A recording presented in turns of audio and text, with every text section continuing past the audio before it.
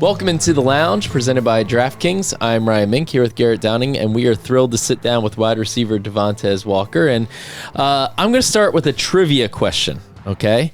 What Baltimore Ravens wide receiver had 3 touchdowns on their first 3 NFL receptions? Torrey Smith.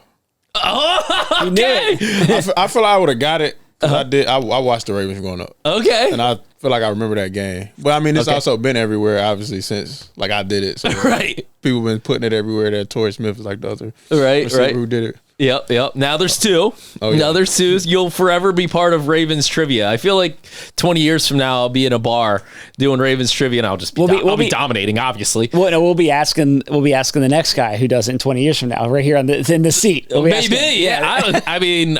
Will there be another guy 20 years? That's just pretty tough. It's pretty crazy that it's like happened twice. Yeah. Oh, yeah. That's pretty wild. What does it feel like to just, be in that company with Torrey and to be a part of Ravens trivia forever now, probably? Nah, it's a great feeling. How historic this organization already is. Being able to be part of that, and then following in footsteps of a great receiver like Torrey Smith, somebody I watched growing up. So it's a great feeling. Then it's also good. Coaches trusting me, put me out there, and then go make plays and I get out there. So it's been good. I remember I was at that game, that Torrey Smith game in St. Louis when he went off. I think it was his 3rd NFL game, and everybody was just kind of looking at each other like, whoa, this is crazy, dude. Because it was a 74-yarder, 41-yarder, 18-yarder, right? But I don't know which one is more impressive, yours or his, because you did it in 2 different games against different secondaries, right? His was like he just kept torching the same secondary over and over and over again. I don't know. What do you think? Which one's more impressive, yours or Torrey's? I'm gonna give it to him. Like it's hard to score 3 touchdowns in one game. That's true. So I'm gonna give that to him for sure. Look, such a modest guy. Yeah, that's the modest answer right there. Like he did something. I want to score 3 touchdowns in the game. I think he got it in you. Oh, yeah, for sure. Most definitely. Yeah. Well, there's the old quote from Buddy Ryan talking about Chris Carter where he said all he does is catch touchdown passes. So has anyone brought that quote up to you? They did. Somebody did either yesterday or the day before. I forgot who did. But I have heard about it. Yeah, there you go. All right. So there's all sorts of references to the start that you're having here. So I just, in all seriousness, like what does it mean?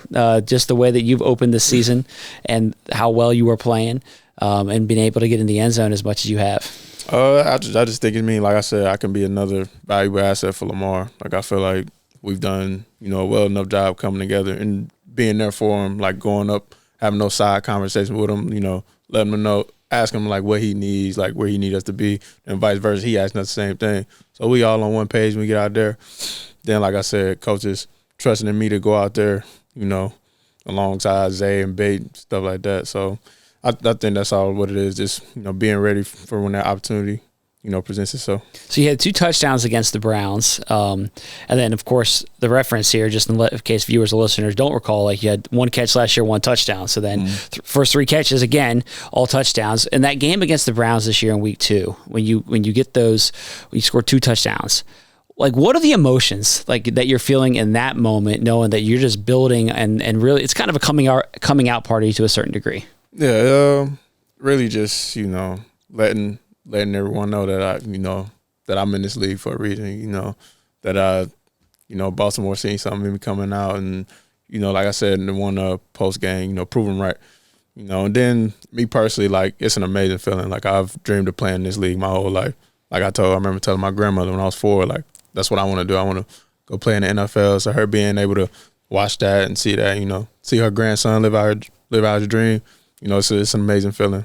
That's really cool. What were some of the coolest messages or phone calls that you got after your 2 touchdown game against the Browns? Yeah, my high school coach, him blowing up my phone. He like all hype. My grandma, like I said, like her, like just her telling me, she's telling me every game, but just her telling me, I seen you on the TV screen. She probably don't know if she watching, but she see everyone. Those messages always, very heartfelt. Then my mom, she was at work, but she said she was watching. Everybody, all her coworkers, they were hype around her and stuff. So all that stuff would be amazing when I go and look at it. Where's your grandmother live? She just she's back in Charlotte. She's back in Charlotte. She watches every game on TV. Mm-hmm. That's pretty cool. Does she hit you up like before every game, after all the games, or what? Before and after, yeah. Sundays, it's rare I'm gonna get it before, depending on if she out of church or not. So, but I usually get a message after the game for sure. Though. Yeah, that's awesome. So you had another long catch here against the Lions, and I think when we all saw Lamar launch that pass for you deep, we were like, is he going to go 4 for 4? Is he going 4 for 4 here? Unfortunately, punched out of bounds at the 3-yard line. What did it feel like to catch a pass not in the end zone, I guess is the question. I mean, me personally, honestly, it felt the same to me. Like, shoot, big play, get the offense going. And like we said, it's close to the end zone. Let's punch it in and score. Yep. So, I mean, it was nothing different for me. Yeah. So, but I mean, I was a little like, dang, I could have maybe reached or something when I realized how close I was to the pot line. Yeah. But, like I said, it was the same feeling, just letting them know I can go out there and make a big play at any moment. Now, I'm getting a little old, so you're going to have to explain the celebration to me that you did after that catch. Can you break that down for me? So, it really ain't nothing to it. Like, y'all watch basketball? Yeah. The Knicks, Jalen Brunson, he hit a 3. He hits the, that's pretty, dope. Look like a little, smile or something, with his fingers. So, I was like, maybe I'll do that first down celebration. Okay. So, I kind of just throw that for him. Okay. It's like a 3. I mean, you're a deep ball receiver, big play receiver, so it is kind of like you're hitting a 3. Yeah, I mean, we can look at it like that. Okay. So, yeah, y'all seen him do it last season. I'm like, yeah, that's cool. I might probably have to do that as first down celebration. I'm trying to get the rest of the receivers to do it. I don't think they messing with it, but, I'll probably continue doing it. You stick with it. You stick with it. I think it's been pretty cool to watch you these last 2 years because you had to be a little bit patient. There's just a lot of talent in the receiver room, a lot of talent on this offense, one ball to go around, and it's like everyone's always wondering who's going to be the guy this week because there can be so many different players that can make an impact on this offense. How have you handled that, the patience aspect and waiting for your opportunity, and then when you get the opportunity, making the most of it? Right, just preparing like I'm going out there first, keeping my routine every week, being in the playbook, being dialed in. Because, I mean, you still have to know everything, like I said, like they can throw you out there at any time. So being able to go out there and execute what we're trying to do, they look at stuff like that. And then also, learning from those guys like Zay, Bay, D-Hop, Ty, just taking little things from maybe that I see them doing, trying to add it to my bag, evolve my game and being a complete receiver. So I think they've helped me tremendously. Then, this organization has done a good job in embracing competition and competing. So knowing I'm in a room full of guys like that, it's like I said, I'm here for a reason too. I'm up there on that pedestal with these guys too. Mm-hmm. So. And then just having a room like that, I feel like I said in one of the interviews the other day, I feel like we have the dream receiver room. Everything you would want as a receiver room, any skill set, we have all of it. Yeah, I agree with everyone. Kind of does something a little bit different too, which I think is speaking to the point that you're making. There's lots of different, skill levels and experience and all that, but everyone kind of just brings a different skill set to the table. I'm curious, this offseason for you.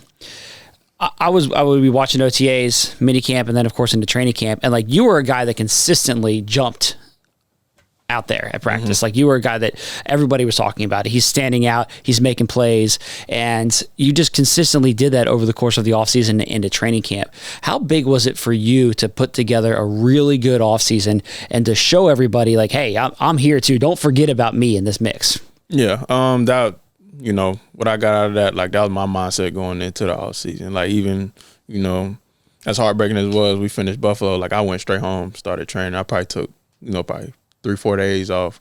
Went home, told my trainer. I work with Hakeem Nicks at home, a former NFL player. Oh, okay. So I told him what I was trying to accomplish, what I was trying to do, and then, we hit it right away. So went into told him I wanted to be a complete receiver. I wanted, to get comfortable with the route tree. So by the time we hit the OTAs, training camp, I'm able to go out there, and produce. So that was my mindset going into all season. I feel like that's why the outcome of training camp, OTA, and all that was what it was. I was curious about what you did this offseason. So working with Hakeem Nicks, was that also in North Carolina or where? Yeah, it was North Carolina. He hit me up about 2.5, 3 years ago. Okay. I want you, come train with me. Told him, let's lock in. Then, we get the ground running with that. So you've been training with him since then for a while. Mm-hmm. Okay. And so can you take me through what your routine was like during the off season with him? Yeah. So I get up 6, 7, eat breakfast, and then, we straight to the field. We do our warm up, footwork stuff. Then we straighten the routes. We will have a quarterback sometime, but it was straight route tree. We probably go through every route, red zone, middle of the field, backed up. Like we try to hit on everything and get me as comfortable as possible. Running every route from every spot, whether it was X, F, Z, wherever. So I can be versatile whenever they need me wherever they need me in this offense. So that was my everyday. So.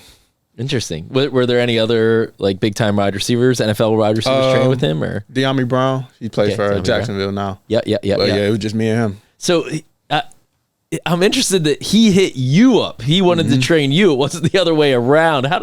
Does that often happen, or what? I don't think it does. Like, I mean, knowing it's just me and DeAndre with him, like it told me like how he operates, how he works, and he just knows grind. So, and that's the type of guys I like to be with, not all in the limelight and stuff. You just work. And did he explain to you how he came to find you? Like, what was it about you that he saw where he was like, I want to work with that guy? Yeah. He just seen, like my work ethic, and then also like my process at, Carolina, my college process, honestly, like just seeing, how resilient I was, and then like how I wasn't like scared to work and stuff, like to get to where I wanted to be and stuff. So, he broke all that down to me. Gotcha. Like that. Gotcha. So you mentioned that you wanted to just have the full route tree down. Did you feel like coming out of your rookie year, like obviously you showed ability, but you just needed to add like more elements to your route running? Like what was your thought process as the season ended in terms of how you needed to attack your game? Yeah. So like what you mean by that? Like basically, did you feel like, okay, it was good start, but I need to add elements to my route tree, like adding to your route tree this offseason?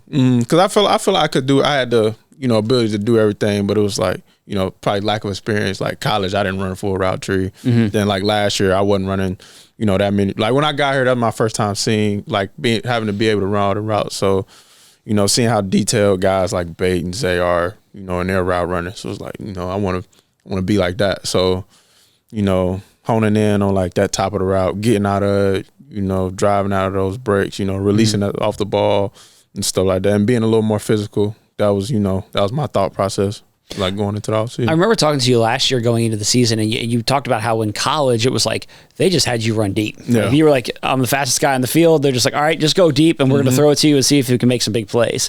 And so, like, was that was kind of a process of adding to the equation that like I'm not just a deep ball receiver. Yeah, and then it's also taking that mindset and putting it to like those other routes. So as far as like coming out of my break, like knowing that I'm a fast guy, like I'm gonna run away from a lot of those guys. So being able to like limit my footsteps at the top and just driving out of it, and like I said, like I'm gonna run away from most of those guys. So adding that to it, like taking my speed and then evolving and putting it towards a lot of those other routes, like it's really helped me out. That's what I noticed in your 2 touchdowns against the Browns was when you got a step on both those guys, and they don't have to be deep. Your second touchdown catch was a long catch, but your first one was a shallow crosser in the back of the end zone.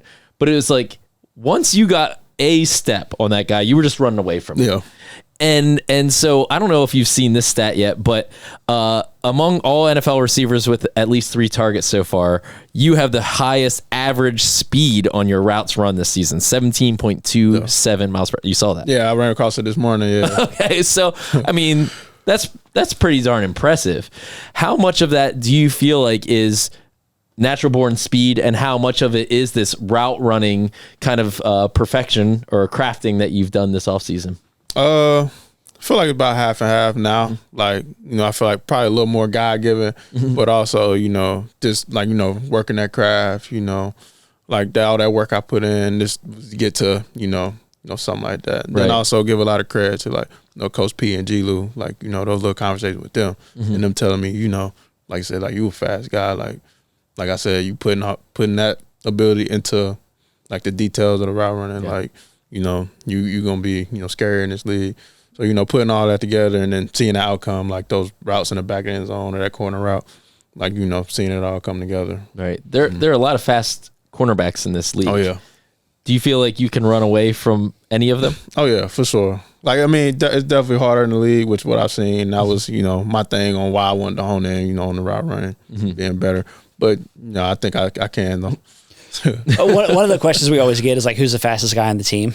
And you are in that mix. Like you, Wiggins, Zay is in the mix. Lamar's never been timed. He's always someone that you mentioned, but Lamar actually gives it to other guys. He says I don't race. I'm not that guy. So if we were to just line everybody up and have them race, where would you fall in that mix? How far are we going? Let's say 40-yard dash. I feel like that's 40-yard dash. I'm going to get out to Nate. Okay. Oh, if you said anything over like 50, 60, it's me. Okay. You're gonna pull away. Okay. Yeah. Okay. All right. I like that. Well, Nate had the fastest 40, I think, at the combine. He was 4.28, I think. You were 4.36. That's correct. I feel like did you feel like you were gonna run a faster 40 at the combine? Yeah, and I feel like I should have. It was my start, and it was crazy. My draft pair, my down there, Bonritos, he was like your start, like with your start, it's like most guys would run like a 4.78, but it's like your back end is like crazy. Like he's never seen it before. Interesting. So I just think if I had a better start, I definitely could have ran. Did you slip coming out of the gate or what? On the first one, yeah. Okay. The second one, which I was surprised I didn't run fast on the second one, but the second one was like probably the best start I ever had. Okay. But yeah, interesting. So it's with you. You really feel like it's almost like your fifth gear. Yeah. It's like once you get to fifth gear, it's lights out. And I feel like people see it like when the ball's in the air, like I just feel like the ball, I just naturally just like. Right. Like I gotta go get it. So interesting. I want to go back to something that we talked about before, which is patience and the patience you've had to, or that's been required here, I should say, because of all the weapons. But this is really something over your career. I mean, your college career, right? So for listeners who don't know, you started at North Carolina Central, but your freshman year was canceled because of COVID. So then you went to Kent State. You had a big second season there, nearly 1,000 receiving yards, 11 touchdowns. Then you transferred to North Carolina, but and the NCAA determines that you're a two-time transfer and denied your eligibility for 2023. So you had to sit out the first 4 games of that season. And it was a whole big thing, whether you were going to be eligible or whatnot. And you kept practicing with the team. Like you could have just gone home or whatever, right? But you were like, I'm going to stay with the program. I'm going to practice, do all that, even though I can't play in the games. How much did that build your patience, that whole process, and kind of prepare you for what you were going to see in the NFL? Yeah, you pretty much like hit it on the head. Like, last year, like it was like I was in this spot before. Like I've had to wait, Then going back to Carolina, just showing like how much of a good teammate I'm being beat there for those guys, like, and there was people on that team going through worse than I was. So it was like, just showing it wasn't about me. Like, I'm still here for y'all. And, I'm still practice train just in case, you never know, which it ended up happening. Right. But, fast forward to last year, like I said, like I've been in that spot before. And then, just, being able to learn off of guys like, when Nelson was here, learn off of him. And then, like I said, watching guys like Bate, Ty, Zay, and I feel like that helped me, to, be where I am now. Are you a naturally patient person? Yeah, I am. In your everyday life? Okay, because I would think like somebody who at 4 years old, you said, I want to go to the NFL. That also requires patience. You had many years to go until you were going to get there. So like, how have you been so patient over your life? Yeah, so, my family, I miss my grandma at church, like a big church family, big, Christian. So, reading those scriptures and like a lot of those scriptures talk about patience. And, God is, preparing you for, whatever he's preparing you for. And then like, he said he's going to walk with you, but like he ain't going to do it for you. So it's like, just meeting him halfway, just staying down, grinding, doing work. So then, he going to, it's just light. He gonna have light for you. Yeah. And do you feel like you lean on your faith, to this day as you going through this NFL journey? Yes, I have. Nice. And I feel like I've come closer with it. Where I am now. Nice. Go ahead. You talk about all these receivers in your room. Zay Flowers, Rashad Bateman, DeAndre Hopkins, Tylan Wallace. Can you take me? And we talked about how they're all different guys. Can you take me guy by guy and tell me like something that you've taken from them or some piece of advice, like, because they all play the game differently. So like what have you taken from Zay? What piece of advice or something you've taken from him? Yeah, Zay is like, like his like intensity, like in and out of his breaks and like how he's able to just snap down, get out of it quick. Then Bates, a guy, he plays like with a lot of patience, setting up his routes, playing with like different tempos. And then D-Hop is the guy like bigger physical guy, you know, see ball, get ball is his when it's in the air.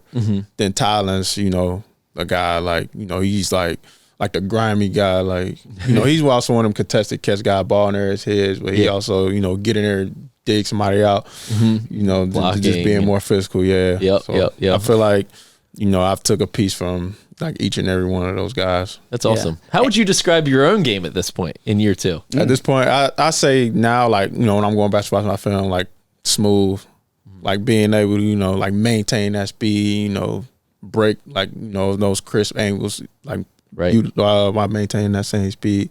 So I just say like my game's pretty smooth at this point. I agree watching it. What's it like being in the same room as DeAndre Hopkins? I think you were 12 when he came into the league. Not throwing any shade at him, you know, as the older guy in the room. I know you guys probably give him a hard time about that.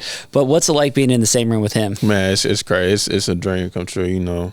Like he was in that era, guys. You know, I loved watching like him, the AJ Greens, Calvin Johnsons, Andre Johnsons. Like, you know, when I seen we signed him, it's like, dang, like this somebody I've been watching. Even before I was 12, like I was watching. He was at Clemson. You know, Clemson's pretty close to Charlotte, so I was pretty familiar with him. So, you know, and it didn't really hit me until like I looked to my right. We coming out the tunnel to the Bills game. It's like, dang, like DeAndre Hopkins is my teammate. Like that's crazy. You know, I've enjoyed, you know, being alongside of him since he's been here. Then, you know, he's been there for me since he's got here. Yeah. He seems like he's brought an edge. Like, I mean, it's hard to tell like how much he trash talks or not on the field. I think he was doing a little bit. We too-smalled somebody. Yeah, but like he seems like he does a little bit. But like it seems just like he's brought an edge, like that the mentality you mentioned, the see ball, get ball mentality. How is that kind of rubbed off on everybody? Man, it's just like, you know, you see him do it. It's like, and then you think about like everything he's accomplished in the league, and it's like, you know, we trying to get to that. So I think it also brings that, you know, competitive, you know, nature we have in our room and amongst our team. Like, you know, we all trying, we gotta be like that. So I feel like that bar is up there. Since he's been here, like he's put that bar up there, and it's like, you know, like that's where we're striving to be at. And I feel like that's why we've had so much success in these first 3 weeks in the passing game, because of, you know, what he's brought. Yeah. How important has it been kind of building your relationship with Lamar and growing that relationship? Because that was one thing I noticed this summer was it seemed like the more plays that you made, the more Lamar also invested in you in saying like, all right, we didn't make this play, and I'm going to walk down the field, and I'm going to walk all the way back with Devontez, and we're going to talk through this together. It felt like that relationship kind of hit another level. Yeah, it just goes back to what I said, you know, just being, you know, making him as comfortable as possible out there. You know, the quarterback, they have one of the hardest jobs in the field. So, you know, it's on us to, you know, be there for him, you know, whenever he needs it. So, you know, just going up to him, you know, seeing what he's thinking, how he's thinking. So we can have that, you know, chemistry out there on Sundays. Like, you know, just asking those little small questions. Like, do you need me here? You need me here? Like, you want me to run this route like this? And then vice versa, you know, he's asking those questions like, do you want to hear? You going to take your angle here or whatnot? Just being on the same page, you know. So, you know, we ain't out there playing like sloppy football or, you know, he's able to, you know, trust me when I'm out there, just like he does the other guys. I'm curious how Lamar has kind of helped set a tone this week going into a big game. Obviously, you and the Chiefs both 1-2. You're coming off a tough loss on Monday Night Football. Just how he has helped set the tone and what the mentality is going into this game. Yeah, his mentality, you know, what happened Monday happened, you know, flush it. You know, we got a big game this week. You know, Chief is his opponent that we respect very well. So he knows what we up against. You know, he's probably played his team the most. So and then, you know, Lamar is like the most competitive person in that locker room. Like, you know, he don't let nothing. You know, I just like what I've seen about him since I've been here. Like nothing like really moves him. You know, nothing takes him out of his game. Like he's pretty even killed everything. So that's somebody, you know, I know I trust to go out there, you know, lead us. So, you know, I just feel like he's had that mentality since I've been here. So, you know, I have no worries about Sunday. So yeah, last one for me. Is there any kind of extra motivation when you're on the field with Xavier Worthy, the Chiefs? You both second-year receivers, both very fast guys. Any kind of extra motivation, like, all right, who's gonna make the bigger play here among the two of us? Oh yeah, most definitely. And I've always been like that. It's like, all right, you know, I got a lot of respect for his game. You know, first round guy, did it all in college. You know, making his plays over there. So, but you know, see another guy over there, it's like, all right, you know, let me go out here try to, outdo him. Let me make a play before he does. So, but nah, it's definitely, when I see people who was in my draft class, like it's definitely a little motivation there. Yeah. So I think it's gonna be real fun. Right. Awesome. Well, can't wait for it. Devontez, hey man, how about we go get another touchdown here? We can start a new streak, right? Start another streak. So most definitely, definitely the plan. Appreciate you. All right, thanks, man. You're listening to The Lounge Podcast. We are coming to you from the SeatGeek studio. We want to mention our partners at DraftKings Sportsbook. They are an official sports betting partner of the Baltimore Ravens. DraftKings Sportsbook, the crown is yours. Thank you to Tez. He's I think, an easy guy to root for. His story when he was in college generated a lot of buzz nationally. And, of course, he ultimately ended up being able to play and had a great season in North Carolina. And I think that he's got a lot of talent, and he's showing it. And, he's impressed me because all throughout his offseason and training camp, I'm like, Tez looks great, but it's hard to know where the snaps are going to come because the Ravens have a really good receiver room, as we talked to him about. But even in the midst of that crowded group, he's risen above, I think, what a lot of people expected from him. And I give him a lot of credit for carving out a nice role for himself. I think part of the reason why the Ravens offense has been so good through the first 3 weeks is not only are the stars playing well, Lamar, Zay, right? Those guys. Now, Derek, obviously the fumbles have been tough, but he's, ran the ball extremely well against the Buffalo Bills. Been a little tougher the past 2 games, but not only because of the stars, but it's because some of these role players like a Devontez Walker. I mean, DeAndre Hopkins is a star, but not getting a ton of snaps. Yeah. Tylan Wallace, those guys are also playing really well in terms of the Ravens' skill position guys. They're making the most of their opportunities. Yeah. And they're not a ton of opportunities, but they're getting in the end zone. Yeah. I mean, Tez and Hopkins are the perfect examples of that. Those guys are basically sharing the wide receiver 3 role. And so neither of them are getting a ton of snaps, but when they get on the field, they're basically okay, combine it. One of those guys is going to score a touchdown every 3 plays they're on the field. Right, exactly. It's crazy. You combine it, and those guys have 4 touchdowns in 3 games. 4 touchdowns in 3 games is pretty darn good. Yeah, and then Tez almost got another one, got down to the 3-yard line. And D-Hop almost had another one too. He almost had another one as well. Should have been ruled a touchdown. Yeah. So it's crazy the production that when you talk about, okay, look at the Ravens' number 3 wide receiver basically. What's that? What do those numbers look like? Yeah. It's pretty crazy. Yeah, it's been an impressive start for those guys. So I'm encouraged by that, and I just think it really bodes well for Tez and his role in this offense this year and long term. I think that he's showing that he's more than just a guy that can run fast and run deep. And he knew that was, I thought what stood out to me in talking with him, he knew that was a perception of him. You're just a fast guy that can run deep. And so then what he do? He went to work this offseason on becoming a complete wide receiver. Yep. And the results speak for themselves. Yep. Another little trivia question for you here. How many trivia questions you got here? I've got them all here. I got the Rolodex. How did the Ravens get the pick that they used to draft Devontez Walker? 4th round pick. Non-comp pick or not? Nope. No comp pick. That was acquired in the trade of Morgan Moses. Oh, okay. That's how they got that pick, which, I remember at the time, everybody's like, man, how do we trade away Morgan Moses? He was so good. Now he didn't particularly have a great year last year for the Jets. The Ravens got Devontez Walker in return. Yeah. As of right now, it's looking like a pretty good trade. Yeah, and then of course they drafted Roger Rosengart in the second round. And replaced him in the lineup. So yeah, that's part of that is that dance that Eric DeCosta in the front office play in terms of acquiring picks and making those types of moves. That's just file that one away when sometime in the future, there's a trade to get a pick and you're like, what are we doing getting a day 3 pick for that guy? Well, it turned into Devontez Walker, who we'll see, Zay Flowers hopefully will be here for a very long time. I'm sure there'll be a lot of talks in the years to come about extensions for him. Rashad Bateman's locked in here for a long time. DeAndre Hopkins is on a 1-year deal. Is Devontez Walker, is he the long-term kind of number 3, guy in this wide receiver core certainly could be. Yeah. And that would be a big role for him. Well, before the Ravens worry about long-term deals, they're worried about this Sunday Yes. against the Kansas City Chiefs here. This is a big game, obviously. We do want to break that down in a little bit more detail. Both these teams are coming into it. It's crazy to think that one of these teams is leaving this game at 1-3. Yeah, wild. These are two perennial playoff teams. They've obviously met in the postseason. They've met in the regular season. There's some history here between these two teams. And it's a massive game as both these teams are looking to right the ship a little bit early in the season. Yeah, absolutely. I think that, for both these teams, they're coming into this one a little bit frustrated. The Ravens are coming off a loss. The Chiefs just got their first win of the year. But I don't think really a lot of that matters, to be honest, when these two teams square off. Like, they know each other very well because they've played a lot over the years. And quite frankly, the Ravens feel like they want to get some payback.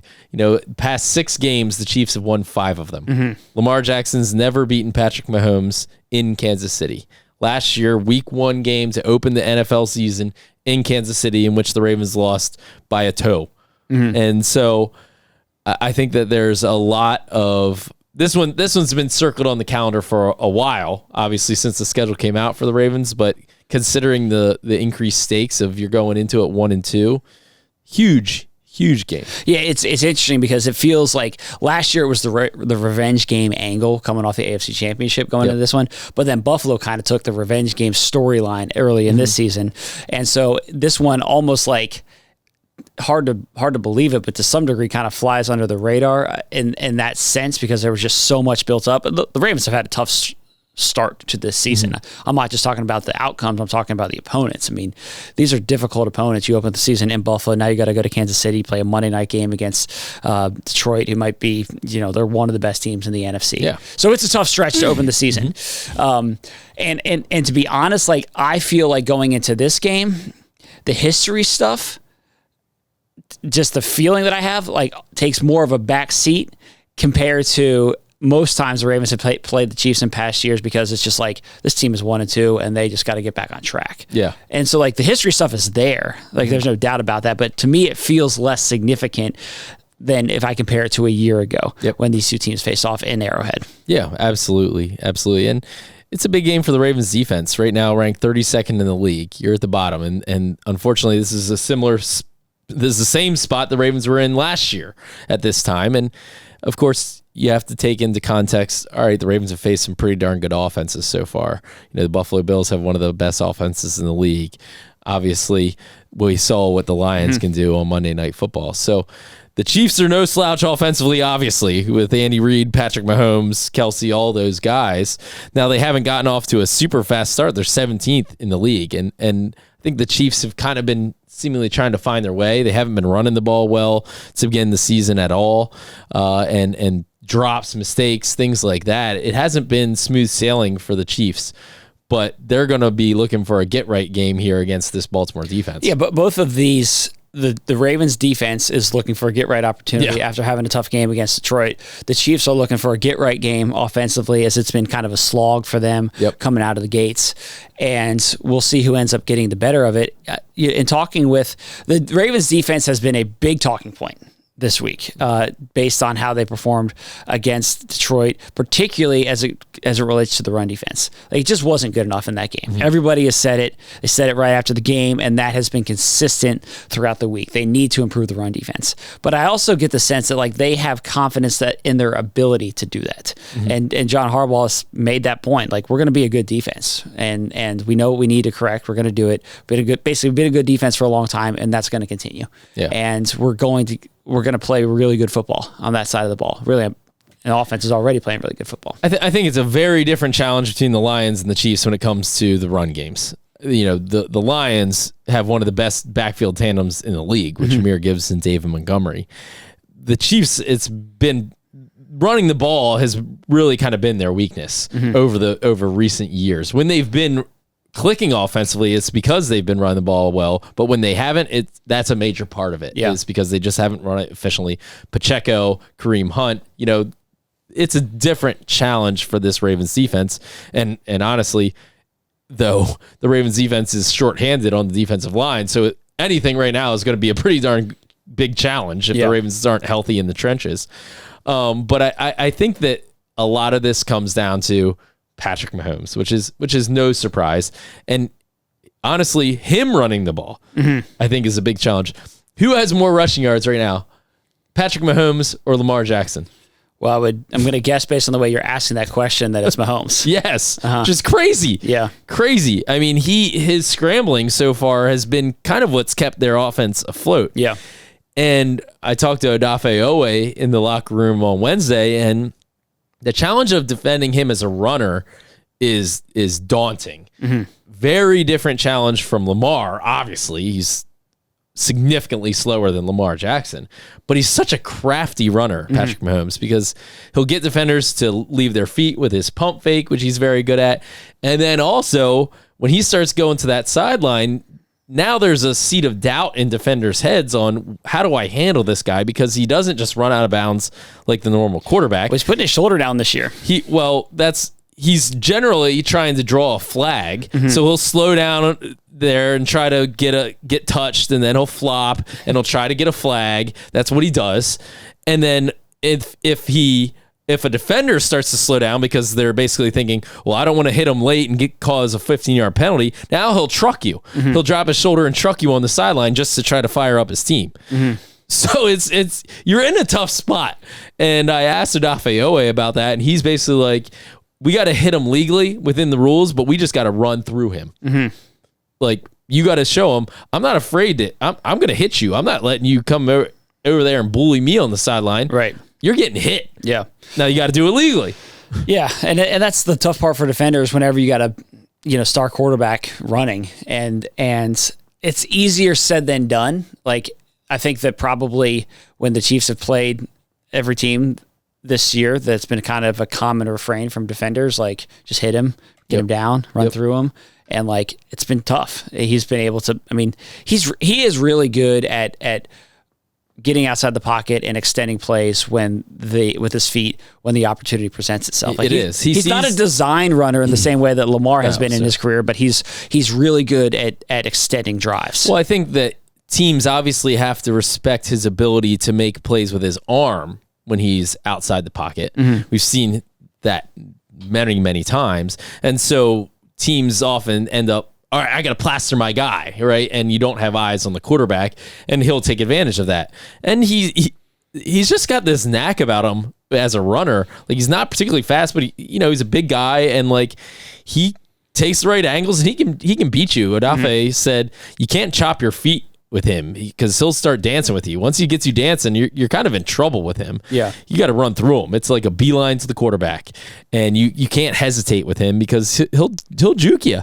And so I think that is really the Ravens' biggest challenge when facing the Chiefs. Well, if you go back to week 1 against Buffalo, part of the conversation coming out of that game was like rush lane integrity and Josh Allen getting outside the pocket and extending plays. Similar thing with Mahomes. Exactly. And adding to the challenge there is that the Ravens' maybe best all-around pass rusher, Nnamdi Madubuike, is out this game. He's dealing with a neck injury, and the severity of it is not clear at this point. John Harbaugh said he's not going to play this week, and he's concerned about it long-term. And what that looks like, I don't want to speculate, but we know that he's not going to be on the field this week. Did not play on Monday against Detroit, and just really big. That's a huge blow for this team. I don't want to minimize that at all. Like, Nnamdi Madubuike is one of the best players on this team. Yeah. And not having him in the lineup is difficult to overcome. Absolutely is. I mean, from a run defender standpoint, pass rusher standpoint, there's a reason why the Ravens made him one of the top paid defensive tackles in the league. Paid him almost $100 million in that contract. So he's an awesome player. When you lose awesome players, it takes a bite out of you, and now, of course, there's always the next man up mentality, and that's how you have to think as a team. And the Ravens have a history of players stepping up in the defensive line and like still rallying, right? And I think that at the end of the day, they're going to be better than what they are on paper right now, and they're going to be a better run defense than they were against the Detroit Lions. And there's also, we've talked all offseason about how the depth of this team and how talented this roster is. Even without Nnamdi Madubuike, the Ravens still have a lot more talent on this roster and on this defense than a lot of teams do. They do. Like, it's a big loss, but you cannot play the victim. You cannot just be like, we lost Nnamdi. What are we going to do? We're already struggling. Oh my gosh.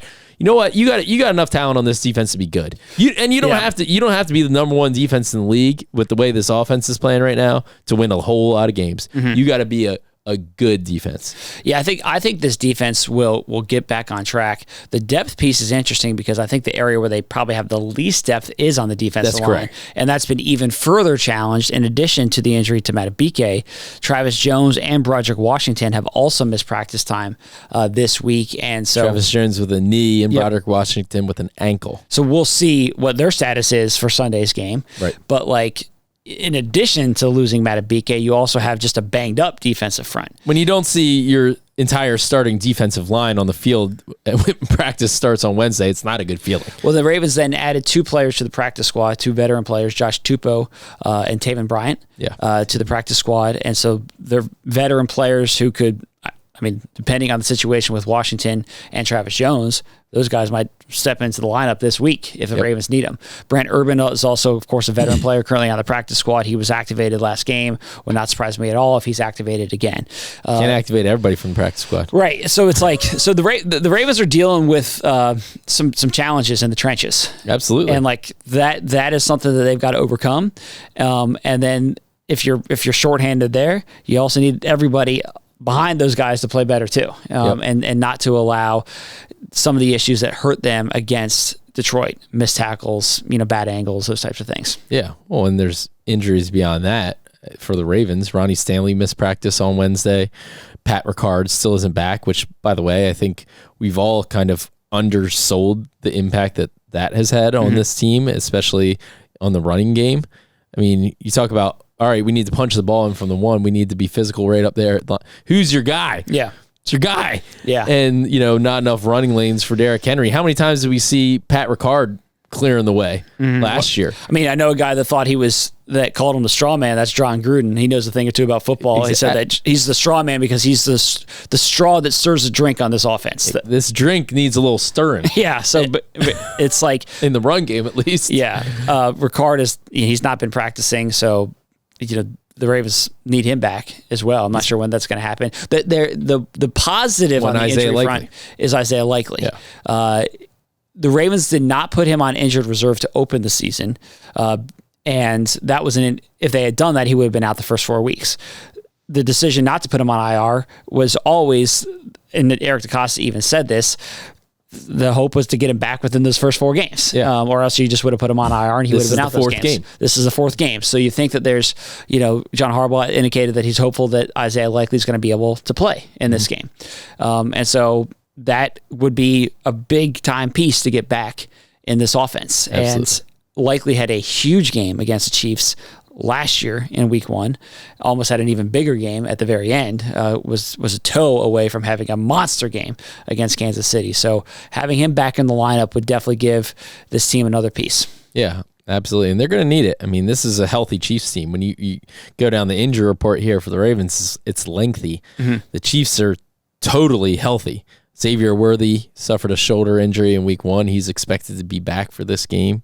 So the Ravens are facing some challenges early in this season, obviously with their record right now, and then also with injuries. And Nnamdi losing one of your best players here for who knows how long.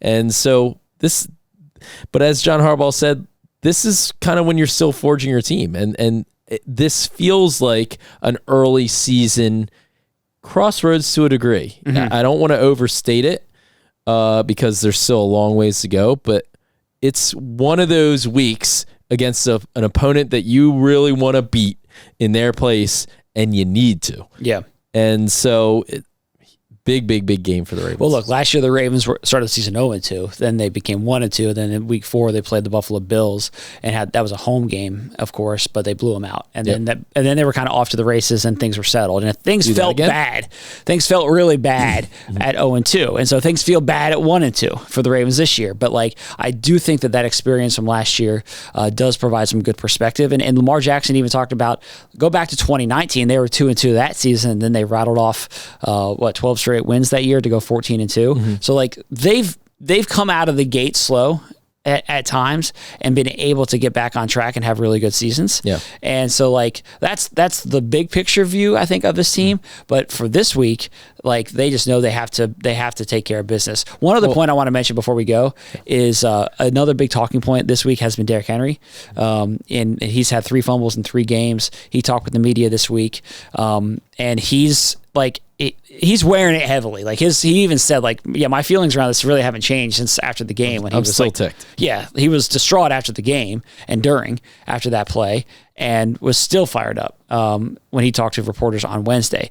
I think that's going to stick with him probably until kickoff, of this game, and maybe even beyond. Like he'll probably be mad about those fumbles forever.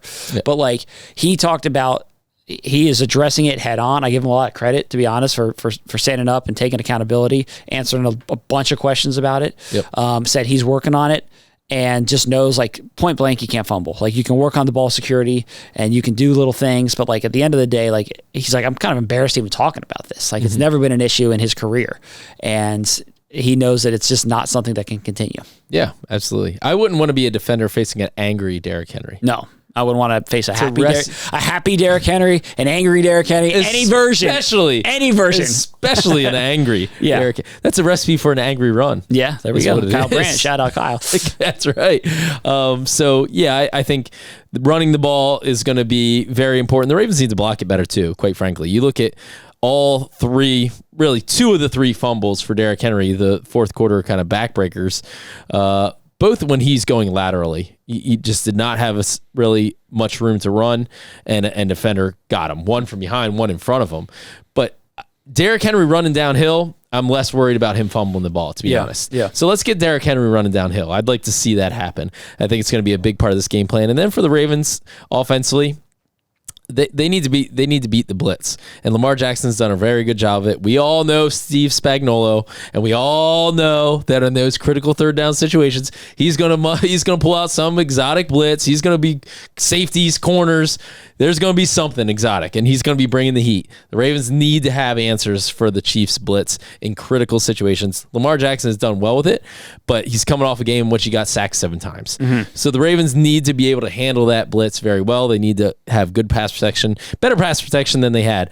Some of those sacks, I think, were Lamar, trying to run around the backfield and trying to make things happen and all that. They're not all on the offensive line, but the O-line needs to play better. Well, just quickly, when you mentioned the offensive line, like, a big piece of that's unknown right now is Ronnie Stanley. Missed practice on Wednesday. And so, like, yes, the protection has to be better, but that assignment gets even tougher if Ronnie Stanley weren't able to play in this game or is hindered in any way. So, fingers crossed that he's able to be out there and be himself. Yeah, and I think another thing to watch in this game from offensive perspective is how much do the Chiefs try to replicate what the Lions did defensively.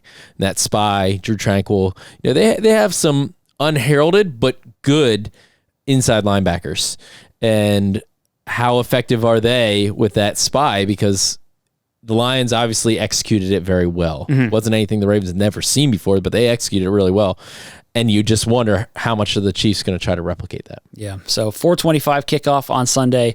It's going to be a big game, and this team knows that they need to put their best foot forward in this matchup, and we are excited to see this thing kick off in Arrowhead. So thank you so much for watching and listening. Also, make sure you email us at thelounge@ravens.nfl.net. Let us know your thoughts, questions that you have, and thank you again for watching. We'll see you again on Sunday.